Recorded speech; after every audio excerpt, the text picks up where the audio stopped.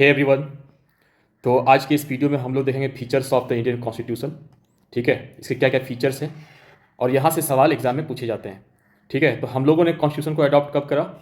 तो 26 जैन 1950 को। ये पिछले वाले जो पार्ट 2 वीडियो है इस सीरीज का, एनसीईआरटी सीरीज का, उसमें मैंने अच्छे से बता रखा है, तो आप वो भी वीडियो देख लेना। ठीक है, इंडियन कॉन्स्टिट्यूशन देखो बहुत सारे अमेंडमेंट्स हुए, बट उसमें जो इंपॉर्टेंट अमेंडमेंट है ना वो 42nd वाला, ये इंपॉर्टेंट है। ठीक है, 42nd, इसे मिनी कॉन्स्टिट्यूशन कहा जाता है, इसलिए ये इंपॉर्टेंट हो जाता है। इंडियन कॉन्स्टिट्यूशन के बारे में बहुत लोगों ने बहुत बहुत बात करी है, अलग अलग बात की है। किसी ने कहा है कि बहुत ज़्यादा रिजिड है। ठीक है, ये बात किसने कही है? ये कही है सर आइवर जेनिंग्स ने। ठीक है, तो ये पूछा जा सकता है। बैलेंस बिटवीन रिजिडिटी और फ्लेक्सिबिलिटी, ये बात केसी वियर, ये एग्जाम में डायरेक्टली सवाल यहाँ से आते हैं।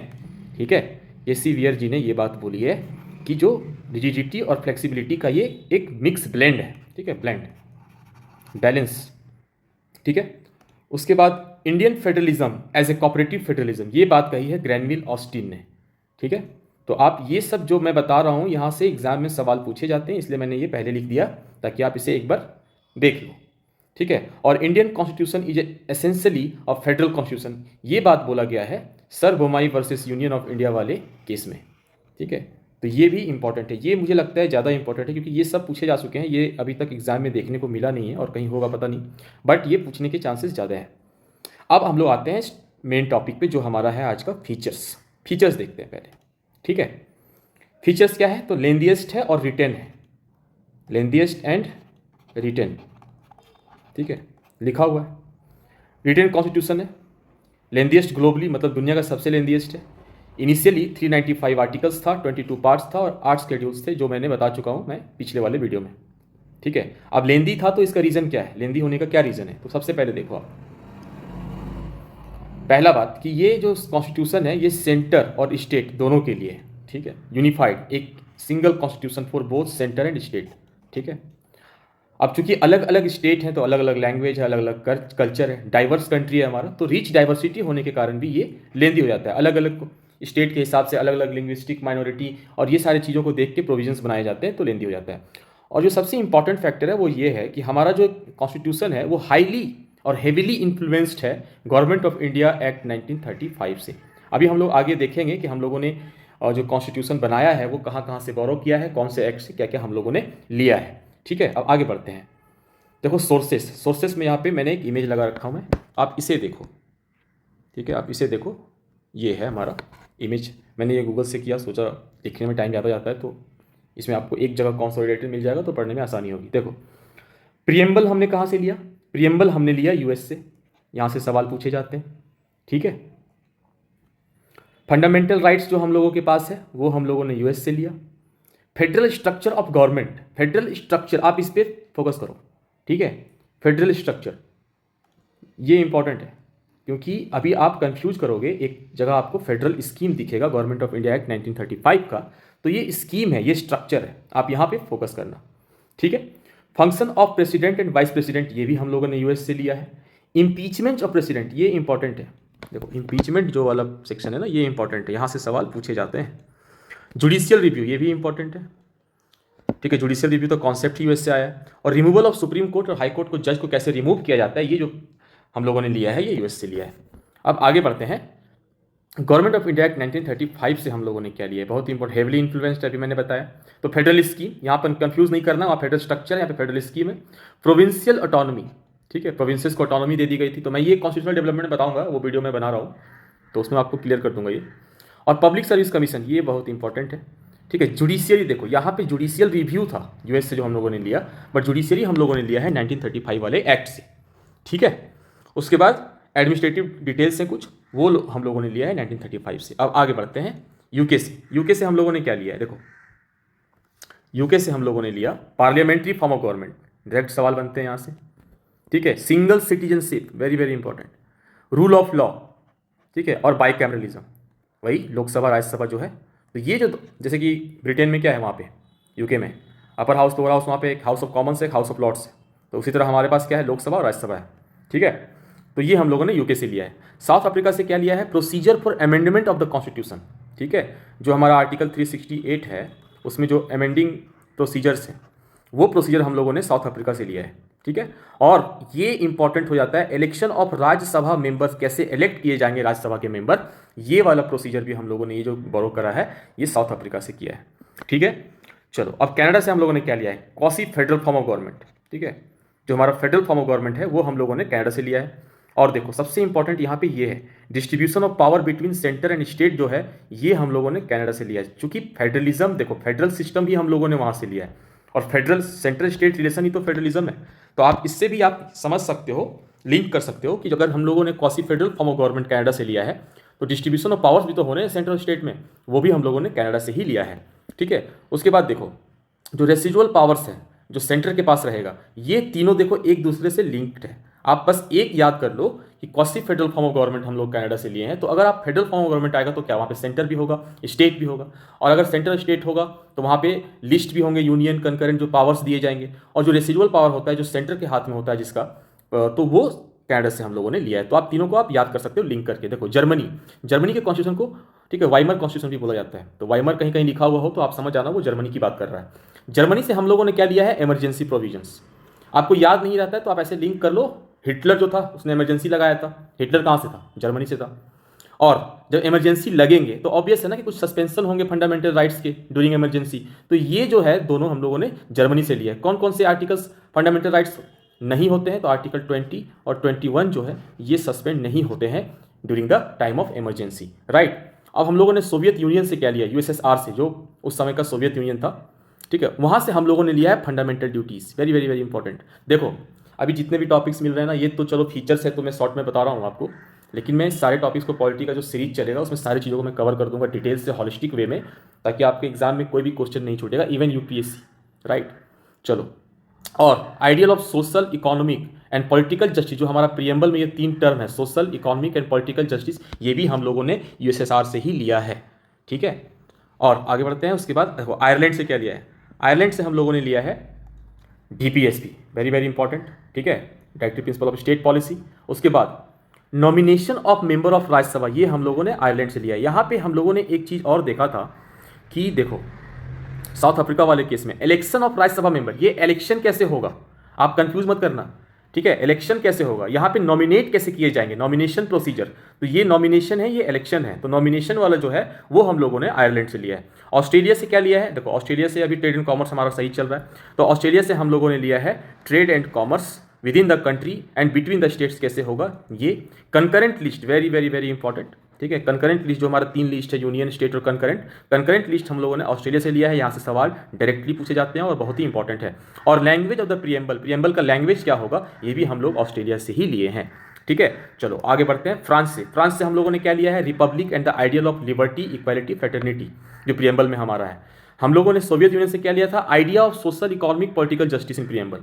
यहाँ पे सोशल, इकोनॉमिक और पॉलिटिकल जस्टिस की बात है, यहाँ पे आइडियल ऑफ लिबर्टी, इक्वालिटी और फ्रेटर्निटी की बात है। तो फ्रांस से हमारा, देखो आप ऐसे याद रखो ना, वहाँ पे फ्रांस में है ना कहीं पे स्टैच्यू ऑफ लिबर्टी, तो आप बस उससे याद रखना कि लिबर्टी वाला जो हो जाएगा वो फ्रांस से हो जाएगा, स्टैच्यू ऑफ लिबर्टी। हालांकि देखो ये न्यूयॉर्क में है, बट आइडिया वहीं से आया है, फ्रेंच रिवॉल्यूशन से। ठीक है, तो आप इसे देख लेना, फ्रांस से। और जापान से हम लोगों ने लिया है प्रोसीजर इस्टेब्लिश्ड बाय लॉ। तो आप इसे एक बार दो 3 बार पढ़ लेना, गो थ्रू कर लेना, वो ये चीज़ें आपको याद हो जाएंगी। ठीक है, तो ये सोर्सेज था हम लोगों ने कहाँ कहाँ से क्या क्या लिया है, ठीक है, इंडियन कॉन्स्टिट्यूशन बनाने के लिए। अब हम लोग आगे बढ़ते हैं। एक सेकेंड, चलो एक सेकेंड, देखो मैंने यहाँ पे ना एक इमेज डाला था, शायद वो दिख नहीं रहा है, हाँ ये देखो आप, ये इमेज, ठीक है, मैंने सैलेंट फीचर्स का एक ऐसे ही एक इमेज, मुझे लगा कि आपको शायद आसानी हो, एक जगह मिल जाए समझने में। तो देखो लेंथीएस्ट रिटन कॉन्स्टिट्यूशन है, ये हम लोगों ने देखा, सोर्सेज को देखा, ठीक है, blend of rigidity and flexibility को देखा, ठीक है। अभी हम लोग और भी चीज़ों को देखेंगे जो जो यहाँ पे फीचर्स है, कोऑपरेटिव सोसाइटी, 3 टियर गवर्नमेंट, है ना, emergency provisions, independent body, single citizenship, universal adult franchise, secular state, fundamental duty, DPSP, fundamental rights, integrated और इंडिपेंडेंट ड्यूटी, तो सारी चीज़ों को हम लोग अभी वीडियो में कवर करने वाले हैं। ठीक है, तो आप एक जगह आपको मिल जाए, इसलिए मैंने ये इमेज को डाउनलोड करके डाला है आपके स्लाइड में। ठीक है, अब आगे बढ़ते हैं हम लोग। चलो अब यहाँ से हम लोग आते हैं सॉवरेन स्टेट पे। ये सॉवरेन स्टेट है क्या, देखो सॉवरेन का मतलब क्या होता है, सॉवरेन का मतलब होता है कि देखो people of India are not subordinate, हम किसी के अंदर नहीं है, किसी के सबॉर्डिनेट हैं, ठीक है, एनी एक्सटर्नल अथॉरिटी, यही होता है सॉवरेनिटी, राइट। तो सॉवरेन स्टेट है हमारा, ठीक। और सॉवरेनिटी जो है हमारा वो कहाँ पे रिसाइड करता है, वो इंडियन पीपल के हाथ में है, ठीक है, रिसाइड्स इन इंडियन पीपल। तो ये बस इतना ही फैक्ट इसमें देखना है और कुछ नहीं देखना है। उसके बाद हम लोग देखेंगे ये पार्टली रिजिड और पार्टली फ्लेक्सिबल है। कैसे भाई, देखो आर्टिकल 368 में क्या होता है कि अमेंडमेंट कैसे होगा कॉन्स्टिट्यूशन का, इसकी बात की गई है। अमेंडमेंट ऑफ द कॉन्स्टिट्यूशन के बारे में बात की गई है आर्टिकल 368 में। दो टाइप से अमेंडमेंट हो सकता है, एक सिंपल मेजोरिटी मोर देन 50% है ना, और एक स्पेशल मेजोरिटी। स्पेशल मेजोरिटी में क्या होता है कि 2/3 ऑफ द मेंबर्स जो प्रेजेंट हैं और वोटिंग, ठीक है, in each house along with, इसके साथ सिर्फ 2/3 member of present and voting नहीं, इसके साथ साथ 50% ऑफ द टोटल मेंबरशिप से ज़्यादा होना चाहिए, ठीक है, 50% से टोटल मेंबरशिप से ज़्यादा होना चाहिए मेजोरिटी। दोनों केस फॉलो होगा तभी स्पेशल मेजोरिटी होगा। तो 50% ऑफ टोटल मेंबर्स भी एक्सीड होना चाहिए ईच हाउस में, और जो जिस पे बिल पे बात होगा, जिस पे अमेंडमेंट हो रही होगी, तो उस पर रेटिफिकेशन चाहिए, 50% ऑफ द स्टेट्स का रेटिफिकेशन भी चाहिए, तब जाके वो बिल पास होगा। इसी को हम लोग स्पेशल मेजोरिटी बोलते हैं, ठीक है। चलो देखो, हम लोग आगे डिटेल में सारी चीज़ों को पढ़ेंगे। अभी हम लोग फीचर्स देख रहे हैं, तो ज़्यादा लंबा वीडियो नहीं बनाना ना, आपको बेसिक बेसिक बातें याद रखनी है, और फिर हम लोग एक एक टॉपिक को आगे आने वाले चैप्टर में हम लोग डील करेंगे, राइट। चलो अब आगे देखते हैं। देखो डेमोक्रेटिक रिपब्लिक है हमारा कंट्री, है ना। तो डेमोक्रेटिक का मतलब होता है कि गवर्नमेंट का जो अथॉरिटी है वो कहाँ से ओरिजिनेट होता है, वो उसके लोगों से होता है, पीपल ऑफ द इंडिया। इसलिए हम लोग कहते हैं कि कॉन्स्टिट्यूशन जो इंडिया का है वो बाय द पीपल द्वारा बनाया गया, फॉर द पीपल और ऑफ द पीपल, राइट। तो ये डेमोक्रेटिक का एक तरह से आप डेफिनेशन समझ लो कि डेमोक्रेटिक होता है तो वहाँ पे क्या होता है कि अगर मान लो कोई कंट्री डेमोक्रेटिक है, इसका मतलब वहाँ का जो गवर्नमेंट का अथॉरिटी है वो पीपल से ओरिजिनेट हो रहा है, ठीक है। और रिपब्लिक हम लोग क्या बोलते हैं, जहाँ का हेड ऑफ द गवर्नमेंट है वो हेरिडिटरी नहीं होता, जैसे कि यूके में होता है, वहाँ पे किंग है तो हेरिडिटरी नहीं है, ठीक है, तो वो रिपब्लिक है। They are elected by people, है ना, elected by people, right, elected by people. आप ये देखो, सॉरी एक सेकेंड, हेरिडिटरी नहीं होता, they are elected by people, है ना, ठीक है। और दे आर इलेक्टेड रिप्रेजेंटेटिव, जो उनके चुने गए होते हैं, या तो वो चुनते हैं या तो डायरेक्टली पीपल चुनते हैं अपने गवर्नमेंट के हेड को। तो ये हेरिडिटरी नहीं होता, इसलिए हम लोग रिपब्लिक भी बोलते हैं। तो हमारा जो कंट्री है, हमारा जो वो है क्या, डेमोक्रेटिक रिपब्लिक है। तो India is a democratic Republic country, right. चलो आगे बढ़ते हैं, बस थोड़ा थोड़ा फैक्ट है, आपसे ध्यान में रखना, काम आपका खत्म। अब हमारा देखो पार्लियामेंट्री फॉर्म ऑफ गवर्नमेंट है ना, ये हम लोगों ये क्या है, opted for both central and state दोनों है, दो रीजन के लिए। पहला तो कि देखो, तो पार्लियामेंट्री फॉर्म ऑफ गवर्नमेंट रहेगा तो वहाँ पे रिस्पॉन्सिबिलिटी ज़्यादा, मोर रिस्पॉन्सिबल होगा, है ना। Familiarity with the this form. अब ये बना क्यों, हमारा पार्लियामेंट्री फॉर्म ऑफ गवर्नमेंट ही क्यों बना, ये इसलिए हुआ ऐसा क्योंकि देखो ब्रिटिशर्स के अंदर हम लोग गुलाम थे ना, तो उसके अंदर रह के हम लोगों को जो फैमिलियरिटी था, जान पहचान था, वो ज़्यादा पार्लियामेंट्री फॉर्म ऑफ गवर्नमेंट से था, जो आज की डेट में यूके में है। हम लोगों ने पार्लियामेंट्री फॉर्म ऑफ गवर्नमेंट लिया भी यूके से, है ना, यूके से लिया है। तो फैमिलियरिटी के कारण भी हमारा जो गवर्नमेंट है वो पार्लियामेंट्री फॉर्म ऑफ गवर्नमेंट है, ठीक है, ड्यूरिंग द ब्रिटिश रूल। ये एक रीज़न है। चलो हम लोग आगे बढ़ते हैं। देखो आप देखो प्रिंसिपल क्या है, पार्लियामेंट्री फॉर्म ऑफ गवर्नमेंट का प्रिंसिपल क्या है, एग्जीक्यूटिव जो होता है यहाँ पे ना, executive is accountable to the legislator, ठीक है, executive is accountable to legislative. तो ये हमारा पार्लियामेंट्री फॉर्म ऑफ गवर्नमेंट का एक प्रिंसिपल है। यहाँ का जो प्रेसिडेंट ऑफ इंडिया होते हैं वो कॉन्स्टिट्यूशनल हेड होते हैं ऑफ यूनियन एग्जीक्यूटिव के, ठीक है, और जो वो पावर जो एक्सरसाइज करते हैं वो काउंसिल ऑफ मिनिस्टर के एडवाइस पे करते हैं। That's why this is a parliamentary form of government. President देखो, प्रेसिडेंट जो हमारे होते हैं वो नॉमिनल हेड होते हैं, head of the state, nominal head, right, nominal head. और पीएम जो होते हैं वो एक्चुअल हेड होते हैं, ठीक है, हेड ऑफ द, ये होते हैं हेड ऑफ द गवर्नमेंट। तो हेड ऑफ द गवर्नमेंट होते हैं वो पीएम होते हैं, और जो हेड ऑफ द स्टेट होते हैं वो होते हैं प्रेसिडेंट। तो ये दोनों आप डिस्टिंक्शंस को ध्यान में रखना कि हेड ऑफ द स्टेट क्या होता है, हेड ऑफ द गवर्नमेंट क्या होता है, राइट। चलो आगे बढ़ते हैं। चलो अब हम लोग आगे बढ़ते हैं अपने नेक्स्ट फीचर्स की ओर, ठीक है। तो हमारा जो नेक्स्ट फीचर्स है वो क्या है, देखो federal government with unitary bias. Federal तो है हमारा गवर्नमेंट, बट यूनिटरी बायस का मतलब होता है कि जो at the end of the day union ही उस पर हावी होता है, ठीक है, डोमिनेट करता है। तो फेडरल सिस्टम ऑफ हमारा गवर्नमेंट तो है, बट विथ यूनिटरी बायसनेस के साथ, क्योंकि कुछ यूनिटरी एलिमेंट्स, जैसे देखो सिंगल सिटीजनशिप, तो पहला तो ये हो गया, ठीक है, यूनिटरी फीचर्स का है ये। ऑल इंडिया सर्विसेज जो हमारे IAS IPS होते हैं, है ना, तो ये ऑल इंडिया सर्विस में आते हैं। तो ये जो है ये क्या है, यूनिटरी बायस का एक एग्जाम्पल है, ठीक है। इंटीग्रेटेड और ऑटोनोमस जुडिशरी, ठीक है, जुडिशरी हमारा सेम है, इंटीग्रेटेड है, ऑटोनोमस है, ठीक है। आप चाहे स्टेट का हो, चाहे वो सुप्रीम कोर्ट हो, चाहे हाई कोर्ट हो, ठीक है। तो ये एक फेडरल गवर्नमेंट ऑफ यूनिटरी बायस का एक एग्जाम्पल हो गया। उसके बाद देखो डिस्ट्रीब्यूशन ऑफ पावर्स जो है ना यूनियन और स्टेट में 7th शेड्यूल में दिया हुआ है, आप इसे याद रखना 7th शेड्यूल। ठीक है, देखो यूनियन में कितने हैं 100 सब्जेक्ट, स्टेट में 61 और कंकरेंट में 52, राइट। चलो अब आगे देखते हैं फैक्ट्स, बस देख लो। सेंटर के पास ज़्यादा पावर होता है, सेंटर होल्ड्स मोर पावर। ठीक है, उसके बाद देखो गवर्नर जो होता है सेंटर, वो सेंटर का क्या होता है, एक तो से देखा जाए तो रिप्रेजेंटेटिव ही तो होता है, वो सेंटर का ही तो रिप्रेजेंटेटिव है जो स्टेट में रहता है। ठीक है, emergency power, quasi federal, these are the elements of unitary biasness of the centre, right. मैं ये बताना चाह रहा हूँ, इमरजेंसी लग गया तो बस यूनियन का ही चलेगा, स्टेट की मशीनरी फेल हो गई, स्टेट मशीनरी काम नहीं करती है, क्वासी फेडरल आप इसे कह सकते हैं। ठीक है, चलो आगे देखते हैं। जो हमारा अगला फीचर है वो है इंडिपेंडेंट है और इंटीग्रेटेड है, मतलब एक दूसरे से जुड़ा हुआ है, हायरार्की भी है और इंडिपेंडेंट है। ठीक है, तो देखो यहाँ पे क्या है कि इंडिपेंडेंटली ऑपरेट करती है। ठीक है, सुप्रीम कोर्ट है एपेक्स, हाई कोर्ट है इंटरमीडिएट लेवल पे, और लोअर कोर्ट होता है जो डिस्ट्रिक्ट लेवल पे होता है वो। तो ये इसके हायरार्की को देख लेना आप। सुप्रीम कोर्ट और हाई कोर्ट के पास पावर होता है जुडिशियल रिव्यू के पास, लोअर कोर्ट के पास ये पावर नहीं होता है। ठीक है, supreme court highest court of appeal है, डायरेक्ट सवाल पूछे जाते हैं इसलिए मैं बता रहा हूँ। Highest court of appeal supreme court, federal court भी कह सकते हो, गार्डियन ऑफ द कॉन्स्टिट्यूशन कह सकते हो, हमारे जो फंडामेंटल राइट्स हैं उसको सेफगार्ड करता है। ठीक है, सुप्रीम कोर्ट के जो जज होते हैं उनका जो सैलरी अलाउंस जो भी होता है, तो उनका जो एक्सपेंसेस होता है वो, या सुप्रीम कोर्ट के और भी जो एक्सपेंसेस होते हैं वो कहाँ से आते हैं, तो कंसोलिडेटेड फंड ऑफ इंडिया से वो आते हैं। ठीक है, वहाँ से बियर किया जाता है। चलो अब हम लोग आगे देखो, फंडामेंटल राइट जब हमारा ब्रेक होता है, वायलेट होता है, तो सुप्रीम कोर्ट रीट्स इशू कर सकती है। तो हम लोग आगे देखेंगे रीट्स को। ठीक है, अब आगे बढ़ते हैं फंडामेंटल राइट्स में, जो हमारा अगला फीचर है फंडामेंटल राइट्स। देखो fundamental rights part 3 of the Indian constitution, 6 fundamental rights हैं। ठीक है, अमेरिकन कॉन्स्टिट्यूशन से लिया गया है, मैंने सोर्स में बता चुका हूँ मैं। ठीक है, कोई भी सिटीजन जो है वो सुप्रीम कोर्ट और हाई कोर्ट जा सकता है अगर उसके फंडामेंटल राइट्स का वायलेशन हुआ है तो। सुप्रीम कोर्ट कैन इशू रीट्स, 5 तरह के रीट्स हैं, मैं आगे बता दूंगा आपको। ठीक है, फंडामेंटल राइट्स को रिस्टोर करने के लिए 5 रीट्स को सुप्रीम कोर्ट इशू कर सकती है। ठीक है, फंडामेंटल राइट्स जो है ओनली सस्पेंडेड होता है इमरजेंसी के टाइम पे, जो नहीं होता है 2021 में बता चुका हूँ। अमेंडमेंट्स रिक्वायर्ड होता है 2/3 of majority in each house of the parliament. ये अमेंडमेंट करने के लिए, अगर फंडामेंटल राइट्स में कोई अमेंडमेंट करना है तो आपको ये मेजोरिटी होना चाहिए। ठीक है, अब देखो रीट्स में बता देता हूँ। रीट्स का मैंने ये इमेज लगा रखा है क्योंकि बहुत कुछ लिखना था तो मैं सोचा कि एक इमेज में लगा देता हूँ, आप यहाँ से देख लो, समझ लो। देखो टाइप्स ऑफ रीट्स, हबीस कॉर्पस, ठीक है, हैबियस कॉर्पस भी बोलते हैं। ये पर्पस क्या है, direct the release of a person detained unlawfully. अगर किसी पर्सन को डिटेन किया गया है अनलॉफुली तो आप उसे रिलीज करने का एक डायरेक्शन है, हबियस कॉर्पस की बॉडी को प्रोड्यूस करो। ठीक है, ये जो है किसके किसके अगेंस्ट हो सकता है, तो पब्लिक अथॉरिटी और प्राइवेट अथॉरिटी दोनों के खिलाफ हो सकता है।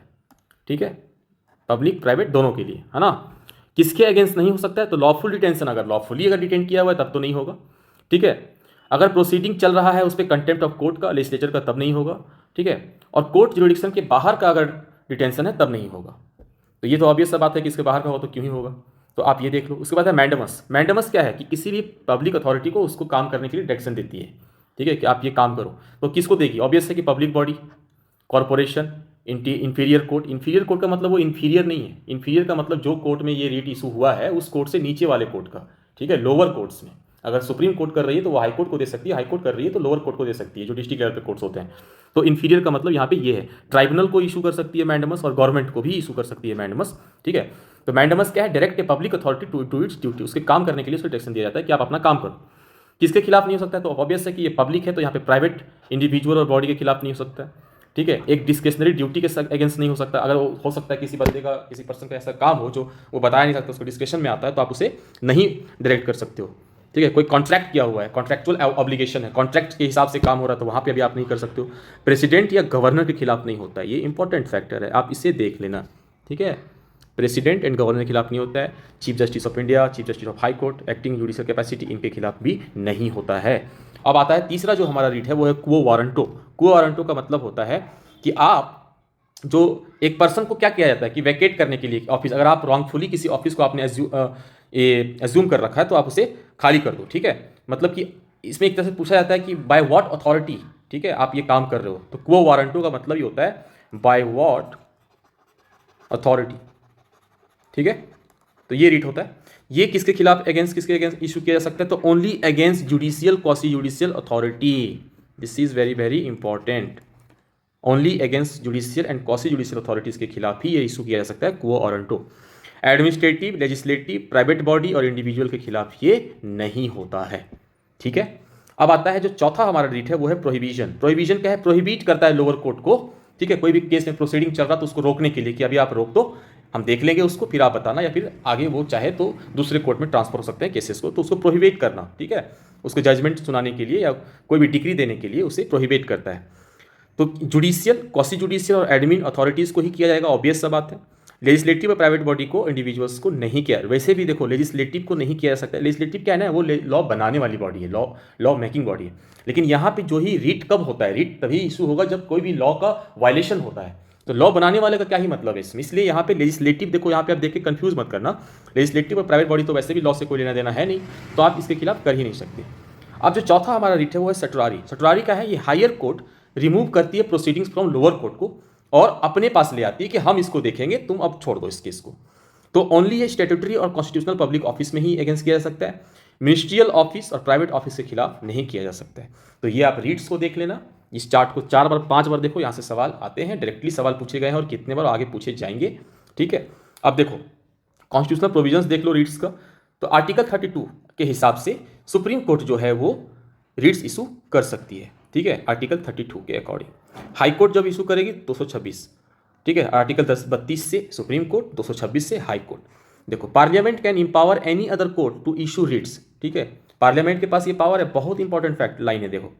ठीक है, और under article 32 the supreme court is constituted as a defender and guarantor of the fundamental rights. तो इसी आर्टिकल 32 में ये भी बोला गया है कि सुप्रीम कोर्ट जो है वो guarantor of the fundamental rights है। ठीक है, तो पार्लियामेंट तो कर ही सकती है, हालांकि इस तरह का कभी अभी तक हुआ नहीं है, बट पार्लियामेंट चाहे तो कर सकती है, तो पार्लियामेंट का पावर है, ये स्टेटमेंट वाले सवाल में पूछा जा सकता है, तो आप इसे देख लेना। ठीक है, अब आते हैं आर्टिकल 226 में, जहां पे हाई कोर्ट इशू कर सकती है रीड्स को। ठीक है, देखो before 1950 only the high courts of the Calcutta, Bombay and Madras had power to issue writs. Obvious है ना, आप समझ लो। ठीक है, क्यों ऑब्वियस है? उसके बाद देखो रीड्स जुडिक्शन में किसके पास क्या पावर है। देखो पर्पस ऑफ रीड्स इशू का क्या होता है purpose, only to enforce fundamental rights. Supreme court के केस में फंडामेंटल राइट्स के वायलेशन पे ही होता है writs issue only. High court में जो है ना, legal as well as fundamental rights में दोनों में रीट इशू किया जा सकता है। इसका मतलब जो रीट इशूइंग कैपेसिटी है वो हाई कोर्ट का ज़्यादा है, हाई कोर्ट का ज़्यादा है as compare to supreme court का कम है। ये बात आप समझ लो। ठीक है, writ can be issued against a person और गवर्नमेंट। देखो supreme court throughout the territory of India कहीं भी लोकेटेड होगा उसके खिलाफ कर सकती है, लेकिन हाई कोर्ट तो ऑब्वियस है ना कि जिस स्टेट का वो हाई कोर्ट है या उसके अंदर जो भी टेरिटरी उसके जुरिसडिक्शन में आता है उसी के अंदर ही काम कर सकता है, ये तो अंडरस्टूड है। ठीक है, देखो right to refuse exercising writ jurisdiction, यहाँ पे ऐसा कुछ है ही नहीं, क्योंकि आर्टिकल 32 जो है वो फंडामेंटल राइट्स इटसेल्फ है। तो आप फंडामेंटल राइट्स में ही ये बात बोला गया है कि फंडामेंटल राइट्स को गारंटी देना है, तो फंडामेंटल राइट्स के हिसाब से तो करना ही पड़ेगा। ठीक है, लेकिन हाई कोर्ट में may refuse as a remedy under article 226 is discretionary. ठीक है, तो यहाँ पे देखो रीड्स इशूइंग कैपेसिटी में ना आप सीधा सीधा ये जान लो कि हाई कोर्ट के पास ज़्यादा पावर है as compare to supreme court. ठीक है, चलो अब आगे बढ़ते हैं अगले फीचर्स में कि सस्पेंशन ऑफ। देखो एक मैंने ये फैक्ट बता रखा है, हालांकि आगे हम लोग इमरजेंसी को देखेंगे, बट मैं बीच में मैंने सोचा कि यहीं पे बता दूं क्योंकि फंडामेंटल राइट्स का सस्पेंशन का बात था, तो इसके लिए मुझे बताना पड़ा। ये आप इसको समझो। देखो पहला बात तो ये समझो कि आर्म्ड रिबेलियन जो टर्म है ना, आर्म्ड रिबेलियन, ये term 44th constitutional amendment act 1978 से इंसर्ट किया गया। इसके पहले इसके जगह पे इंटरनल डिस्टर्बेंस यूज किया जाता था। ठीक है, तो आप यहां से डायरेक्ट सवाल पूछे जाएंगे, आप कहीं ना कहीं ये सवाल देख लोगे, ये that is for sure. 38th constitutional amendment act जो 1975 में आया, उसमें ये बोला गया कि नेशनल इमरजेंसी जो होगा वो इम्यून टू जुडिशियल रिव्यू होगा। मतलब अगर नेशनल इमरजेंसी लगा दिया गया है तो उस पर जुडिशियल रिव्यू नहीं होगा। ठीक है, लेकिन ये जो बात है इम्यूनिटी को खत्म कर दिया गया, डिलीट कर दिया गया bye 44th constitutional amendment act, और इसी एक्ट के तहत आर्म्ड रिबेलियन को इंसर्ट किया गया इंस्टीड ऑफ इंटरनल डिस्टर्बेंस। ठीक है, इंदिरा गांधी गवर्नमेंट के टाइम पे ये हुआ था। हम लोग डिटेल में जब पढ़ेंगे फंडामेंटल राइट्स, इमरजेंसी, तो सारी चीज़ों पे बात करेंगे। अभी फीचर्स देख रहे हैं तो आप थोड़ा थोड़ा बेसिक फैक्ट्स को आप लेते हुए चलो। उसके बाद एक मिनर्वा मिल केस हुआ 1980 में, ठीक है, 1980 में सुप्रीम कोर्ट ने कहा कि national emergency can be challenged, national emergency challenge किया जा सकता है on the ground of mala fide, अगर ये मैलाफाइड है, ठीक है, अनलॉफुल है। तो अब देखो सस्पेंशन, तो आर्टिकल 20 और 21 can not be suspended in case of national emergency. Article 20 क्या डील करता है, तो protection in the respect of conviction for an offence, पहला, और right to life of liberty, life and liberty article 21। जब हम लोग फंडामेंटल राइट्स पढ़ेंगे तो सारे आर्टिकल्स को हम लोग डिटेल में डील करेंगे, ठीक है। अभी के लिए बस इतना ही, आगे बढ़ते हैं। नेक्स्ट फीचर जो हमारा है वो है डीपीएसपी। देखो डीपीएसपी, डीपीएसपी क्या है, डीपीएसपी क्यों लाया गया है, to promote social welfare. Part 4 of the Indian constitution, article 36 to 51 में ये हमारा डीपीएसपी है। आयरिश कॉन्स्टिट्यूशन से इसे अडॉप्ट किया गया, ठीक है। सोल ऑफ द कॉन्स्टिट्यूशन बोला गया है ग्रैनविल ऑस्टिन के द्वारा, ये डायरेक्टली पूछा जा सकता है, लेकिन ग्रैनविल ऑस्टिन के उनकी किताब में एक किताब उन्होंने लिखी, उस किताब का नाम था the Indian constitution corner stone of a nation.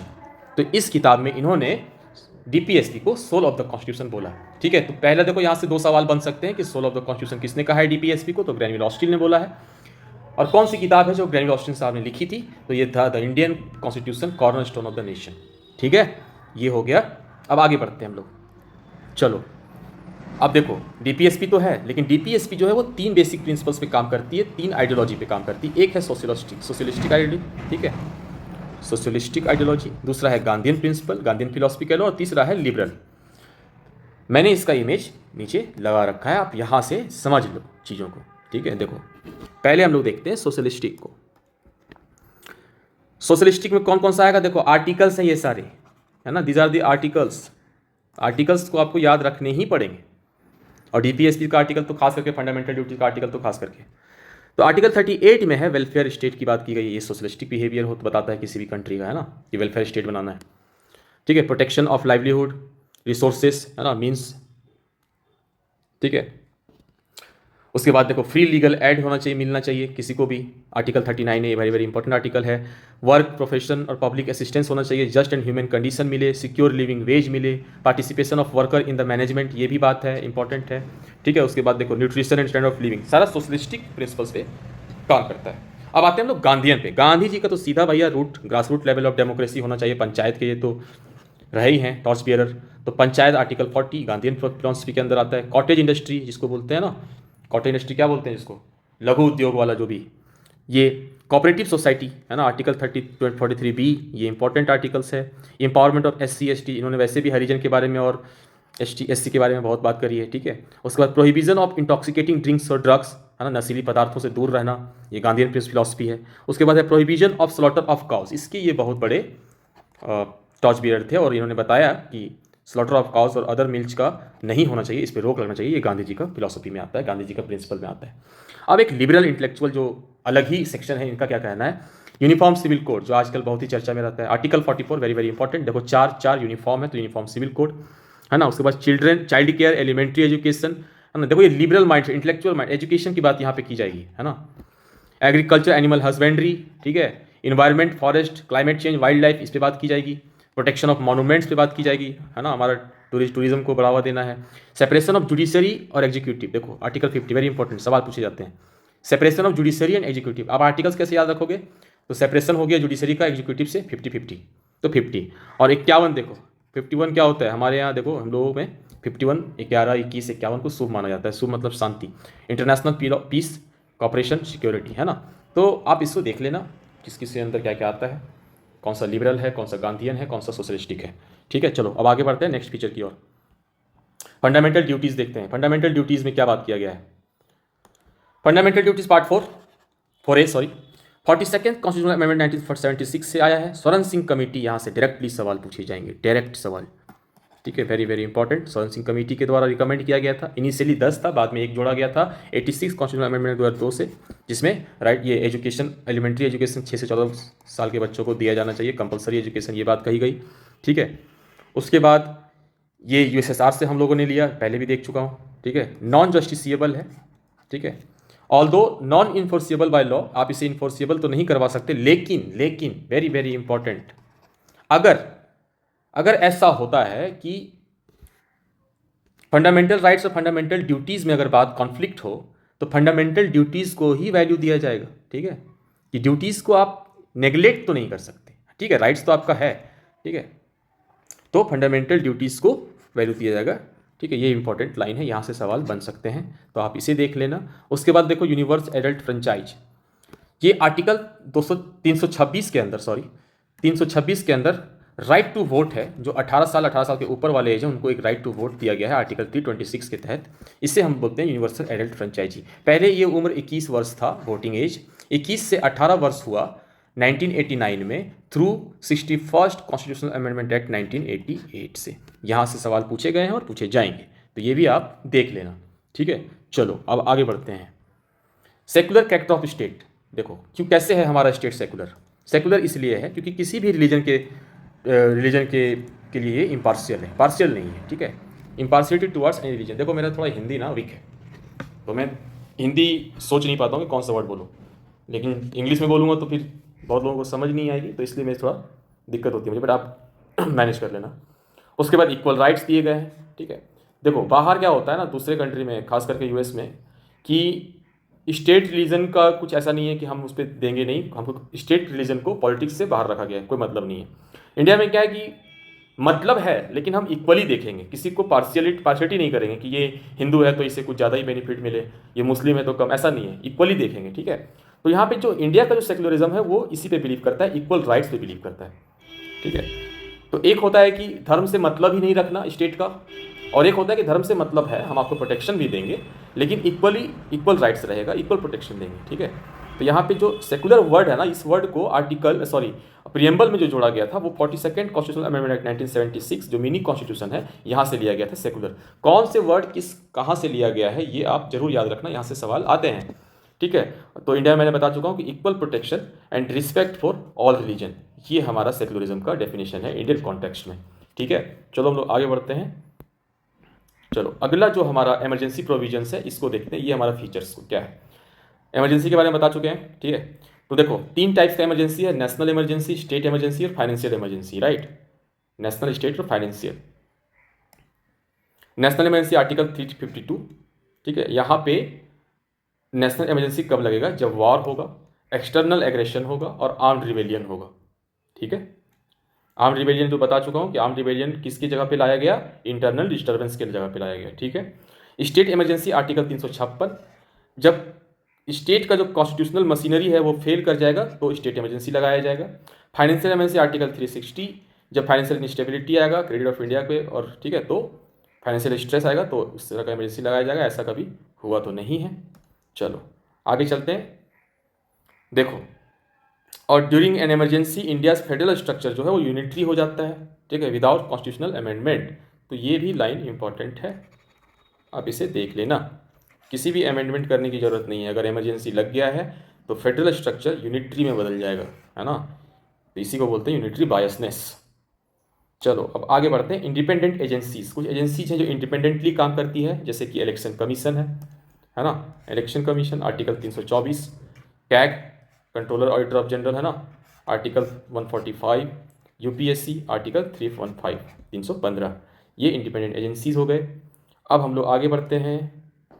3 tier government है, यूनियन गवर्नमेंट जो सेंट्रल लेवल पे है, स्टेट गवर्नमेंट जो स्टेट लेवल पे है, पंचायत और म्यूनसिपैलिटी जो लोकल लेवल पे है।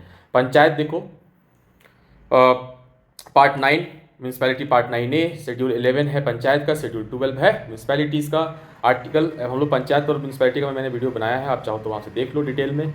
और 73rd और 74th कॉन्स्टिट्यूशनल अमेंडमेंट एक्ट 1992 से ये बनाया गया, ठीक है। चलो हम लोग ये देखो, panchayat municipality 73rd and 74, schedule 11, schedule 12, part 9A, part 9, तो ये आप देख लेना। ये 3 टियर गवर्नमेंट है, ये भी हमारा एक फीचर है इंडियन कॉन्स्टिट्यूशन का। चलो आगे बढ़ते हैं। अब देखो लास्ट स्लाइड जो हमारा ये है कि फीचर्स तो हैं, हमने सारा फीचर्स पढ़ लिया लगभग। तो यूनिटरी फीचर्स और फेडरल फीचर्स में डिस्टिंक्शन समझ लो, यहाँ से सवाल पूछे जाएंगे, 4 ऑप्शन दिया जाएगा, उसमें से पूछेगा कि कौन सा यूनिटरी है, कौन सा फेडरल कैरेक्टर है। तो देखो सबसे पहले कि हमारा स्ट्रॉन्ग सेंटर है, यूनिटरी है, ऑब्वियस, ठीक है, स्ट्रॉन्ग सेंटर।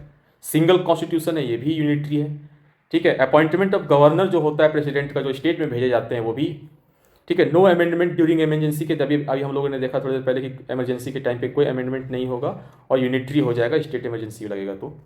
ठीक है। उसके बाद देखो अपॉइंटमेंट ऑफ हाई कोर्ट जो जज होता है वो भी यूनिटरी है, राइट। प्रेसिडेंट रूल लगा दिया, ये भी यूनिटरी है, ठीक है। सॉरी, ऑल इंडिया सर्विसेज जो IAS IPS के जो सर्विसेज हैं वो भी यूनिटरी कैरेक्टर है। और इंटीग्रेटेड जुडिशियल सिस्टम, देखो यहाँ पे भी आएगा एक इंडिपेंडेंट इंटीग्रेटेड, ये टर्म को आपको ध्यान देना है। इंटीग्रेटेड का मतलब होता है इंटीग्रेटेड मतलब जुड़ा हुआ, तो SC HC supreme court, high court, lower court सारे तो जुड़े हुए हैं ना। लेकिन जब हम लोग फेडरल कैरेक्टर में आएंगे तो यहाँ पे देखो डिवीजन ऑफ पावर, ये फेडरल कैरेक्टर हुआ। सुप्रीमेसी ऑफ द कॉन्स्टिट्यूशन, यहाँ पे लोग कंफ्यूज करते हैं कि कैसे, अरे भाई कॉन्स्टिट्यूशन सुप्रीम रहेगा तभी तो कोई स्टेट का लॉ इन्फ्रिंज नहीं होगा, यूनियन नहीं चाहे चाह के भी उससे कुछ नहीं कर पाएगा। तो ये तो फेडरल कैरेक्टर हुआ ना, इससे तो स्टेट को पावर मिलता है, ठीक है। और रिटेन है तो बदला नहीं जा सकता, रिजिड है चेंज नहीं किया जा सकता।